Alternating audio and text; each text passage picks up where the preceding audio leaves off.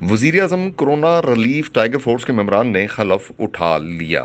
DC Gujrat doctor Khurram Shahzad की ज़ेर सदारत इजलास में सूबाई पार्लिमानी सेक्रेटरी चौधरी सलीम सरवर जोड़ा ने रजाकारों से हल्फ लिया।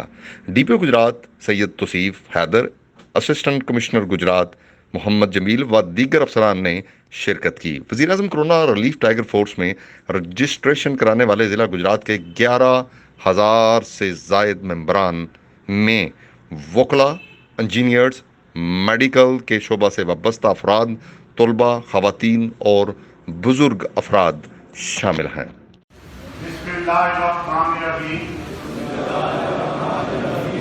मैं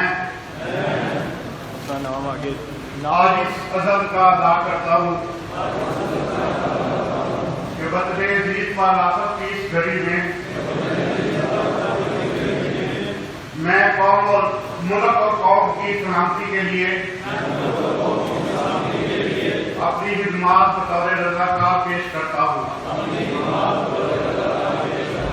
और इस हैसियत में अपनी तमाम जुमला जिम्मेदारियां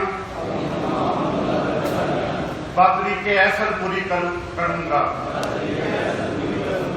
खुदा मेरा हामी और नासर हो। पाकिस्तान जिंदाबाद।